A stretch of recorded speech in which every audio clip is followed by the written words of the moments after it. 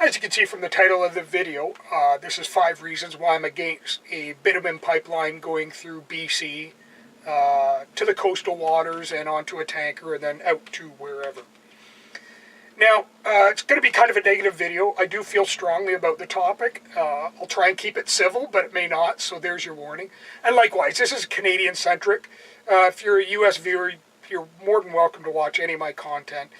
But you may go, what's this have to do with me? And my response is going to be, well, nothing really, other than pure entertainment of watching me fumble around in front of a video camera. So there you have it. Okay, so I'm going to go through the 5 points quickly, and then I'll expand upon them later and try not to get too off topic. Anyway, number 1, inadequate spill response, or more importantly, none. We really don't have any. Limited liability. All these projects are being done under limited liability partnerships or corporations. That's number 2. Number 3, the companies involved have a very poor track record. Number 4, 50 permanent jobs. And when I say 50, I mean that's all. It's just 50 jobs. And even those are up for debate on even if Canadians are going to be doing them. Number 4. Number 5, it's for non-domestic usage. Most likely going to China. We'll expand on that last. Okay, so let's expand on these guys. Number 1, inadequate spill response or none whatsoever. Let's clarify. Could we respond to a small spill? Yes. Could we respond to a large spill? No. Everybody talks about, oh, we'll get first-class spill response. When they're saying first-class spill response and who's going to make it and pay for it, it's up in the air, but really what it comes down to is the Canadian taxpayer is going to have to pay for that. The oil industry isn't going to do it. They're going to push through the project and let us basically go, oh crap, we need spill response, oh, and the government's going to have to do it because they'll just outright refuse to do it. They'll spend all kinds of money fighting their way through court to push the projects through because that's cheaper than doing it the right way. Of course, they're following the money. And we're stupid enough to let them if we say yes. So that's, again, why I'm saying no. One of the reasons.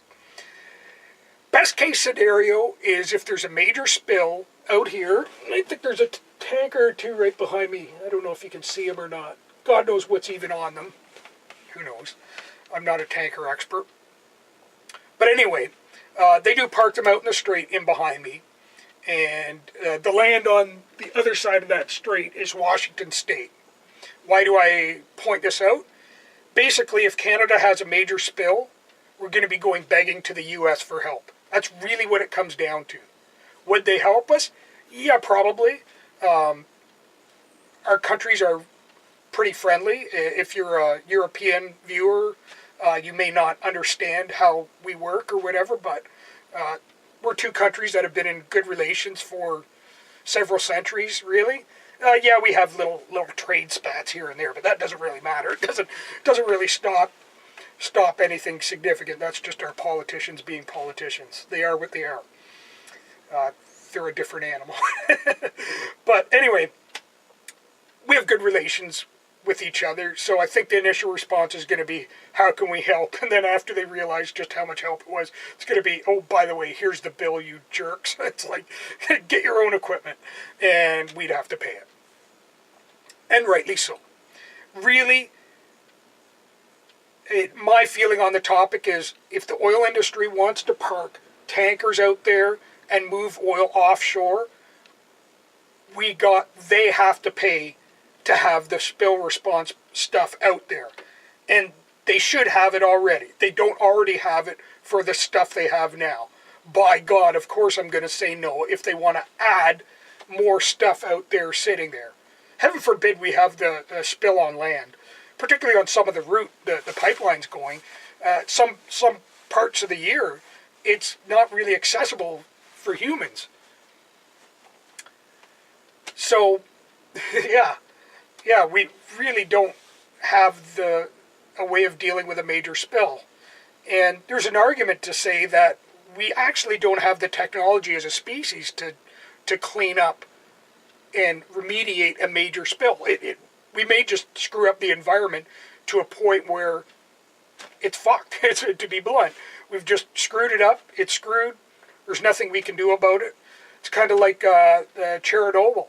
It's basically screwed up a patch of land, and it's not coming back anytime soon, and there's really no way to fix it. It's an unfixable problem. It doesn't matter how much money you throw at it, it's past the point where, at our level of technology and as a species, we can't deal with it. And that's the unfortunate truth. Second reason, limited liability. And this is a cascade. This is the starting point of a cascade of bad things. It's like, why do we even need to talk about all these things? It's because of limited liability.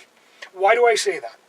Okay, the original Trans Mountain Pipeline has been in service for a long time. You take a look at it, it's something like 50 years, more than 50 years now, that it operated without anything major going on. I'm sure they had incidents here and there, but it wasn't newsworthy. There was no huge massive spill. There was no tremendous loss of life. Why? There was no such thing as limited liability. That part of its history predates limited liability. This is a new neoliberal economic, oh, this is going to be great, guys, thing. Limited liability. Lovely. I think it started pretty much here in BC and Alberta, the West, mostly at the bidding of the oil and gas and mining industry throwing a lot of money at politics to make it happen because they didn't want to pay for their fuck-ups. It's really what it comes down to. And they got their way. You throw enough money into a politician's hand, you do get your way. History is kind of replete here in Canada with that. Take a look at our banking industry. Absolutely ridiculous what they get away with. And we let them. You have enough money, you can get some pretty ridiculous things passed through the Senate and everything like that. And kind of a strong argument why the Senate is a humongous waste of money here in Canada. They're supposed to be the last bastion to protect us from this stuff. They're not. They're just whoever has the most money gets their way. It's really what it comes down to. So the Senate should be abolished. It's not doing what it's supposed to do. Separate topic, separate video. I could go on for a long time on those guys. So, and limited liability is a really big strike. And I'm going to talk at length about this because it's a big one, because this is very important to me. I've worked in the oil and gas industry. And it was very much a positive experience for me. It was good, honest, hard work. To be clear, I was in the production side. I wasn't in the moving of stuff, right? I was purely in the production side, drilling, all that sort of part. I wore coveralls, I had boots, I had a hard hat, I had gloves. I was all decked out in all fire-resistant gear in case there was a flash. There was various safety precautions to follow while on site. That part of the industry does its job and does it very, very well. They're professionals. They really are. They earn their money. Anyone who knows what it's like to walk through deep mud with a 2-way or 3-way chick sand while trying to keep your boots on your feet walking through the mud knows what I'm talking about. If you know what I'm talking about, you know what it's like to earn your money. Even though you're making good money, you're earning every freaking penny of it. Trust me on that one. Very, very hard work. Very few people actually stick in the industry. Why am I not in it? You know what? The price of gas went down. Layoffs happened. I didn't have a whole ton of seniority. The buyout was pretty good, so I took it and off I went. That part of the industry stands behind its work 100%. If you're on site doing the work, nobody on that site isn't responsible for anything that goes wrong. Everyone steps in and deals with stuff. It doesn't matter what. There is no such thing as, oh, I'm above doing this. It's like, no, if something goes wrong, everybody's in and on it fixing it. Doesn't matter who you are. Nobody is in suits on that site. You're in boots, coveralls, and gear. And you have gloves, and you know what you're doing. If you don't know what you're doing, you're not on that site. You know, occasionally they may run tours through, but the second something goes through, whoever's responsible for them gets them the heck out of there so stuff can get looked after. That being said, despite the fact that it's probably one of the most dangerous industries, risk-wise, it's also, ironically, one of the safest, because they do it properly. I remember thinking about this later, after being out of the industry, and kind of laughing about it, because I felt I was more at risk driving from work home in my personal vehicle than I ever was on site or on the lease roads driving heavy equipment. It's just, there were so many precautions. Everybody was doing what they were supposed to be doing. It worked. It meshed. And everyone was 100% responsible for their work. That was the mindset.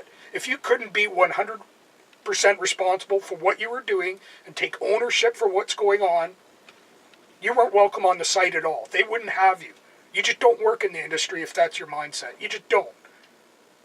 So, yet, the pipeline executives don't understand this. They'll do the work, they'll take the profits, but they won't assume any kind of responsibility for their work. Limited liability.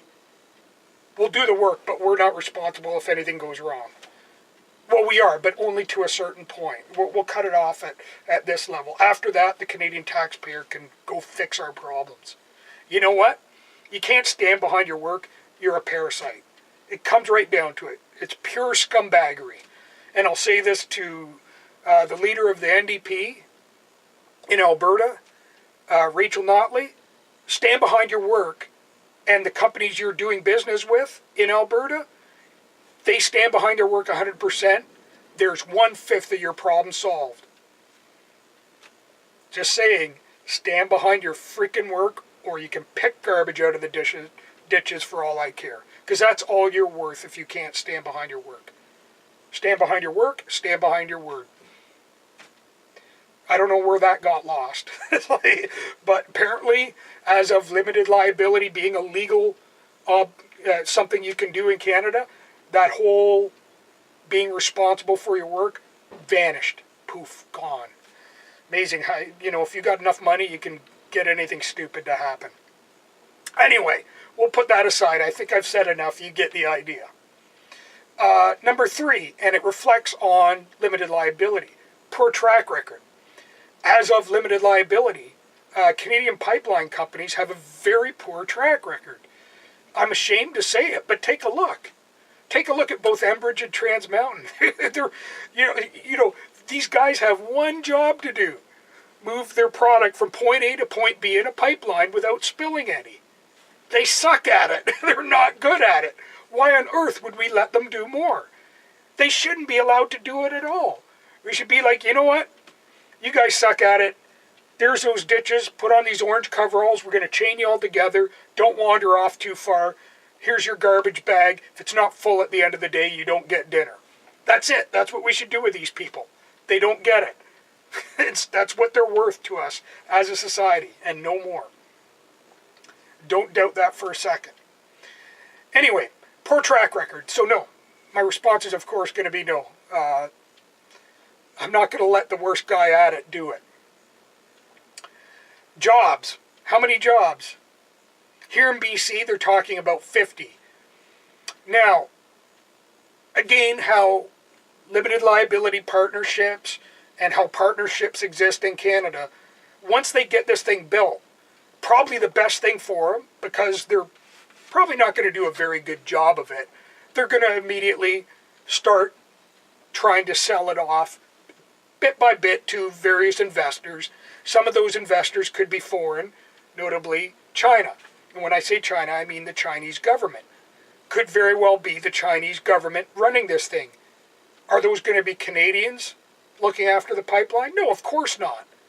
Take a look at the mine that they opened up here in BC. Oh, think of the jobs. Everyone was protesting, saying, no mine, it's just too much risk. But the jobs, it's going to be 300 jobs. Finally, everybody backed down. Okay, fine, 300 jobs. Guess what? It's all Chinese miners. Oh, wow, what a great deal that was. We get a hole in the ground when they're done, and whatever tailings they leave behind as an environmental cleanup. My God. Terrible, terrible thing to allow happen. That was a previous BC government, not the current one. I'm no fan of the current NDP government here in British Columbia, but they're getting this one right by saying no. It's like, fight them on any level. I don't care. I'll back them on that one. It's like, I don't care what you do. Spears and shields. I don't care. Do not let them build that thing on BC land. It's really what it comes down to. So, 50 jobs, maybe for Canadians, probably not. Non-domestic usage. This is raw material being exported for usage in Asia. Most of it probably China. Again, we come back to China. Now, am I slamming people from China? No, I'm slamming the Chinese government, as in I don't trust them. And I don't think Chinese citizens terribly trust them either. That's why they're over here buying property. If they keep their money in China, the government can just kind of move in and take whatever, because they own everything. Nobody owns anything in China except the government. So I can't really blame them for buying up our real estate here or wanting to invest their money in stuff here. That being said, do I want the Chinese government owning pieces of Canada? Absolutely not. They're not to be trusted. This is not a trustworthy, friendly government by any stretch. You know what? If we were talking about doing business with the U.S. or Japan or trading partners in Europe or other parts of Asia that are democratic, you know what? Most of this topic would kind of die, I think. But the fact is, it's going to China, which I see as, no, it's just, everything about it is going to end up bad for us. Unless you're the select 1% that's going to make a significant profit on the backs of taxpayers, me. So I'm against it in that regard too. Again, I'm sorry it's a pretty negative video, but this is my honest feeling, and it's backed up by an awful lot of fact. There's more to the story the more you dig deep on any of these issues individually. So, even if you're more than welcome to disagree with me on various issues, but on some of them I really have to ask where you're coming from, particularly on the first two, inadequate spill response and limited liability. There's no arguing what the intent is behind those. Spill response, inadequate spill response, again, that they want corporate welfare. They want the taxpayer to pay for the spill response, so that's why they're not doing it. And limited liability, again, that's corporate welfare. That's expecting the Canadian citizens to pay for any mistakes they make. Bad deal. And that's really what it comes down to. And there's more reasons. You know what? I could probably come up with 20 reasons not to say yes to this thing. But those 5 pretty much cover the bulk of it and are probably the most important from where I'm sitting here on the coast of BC. Victoria, BC, to be blunt. That's where I'm at. Anyway, probably more than long enough. My goodness, way too long, but there you have it. We'll leave it at that. From Victoria, BC, have a great day.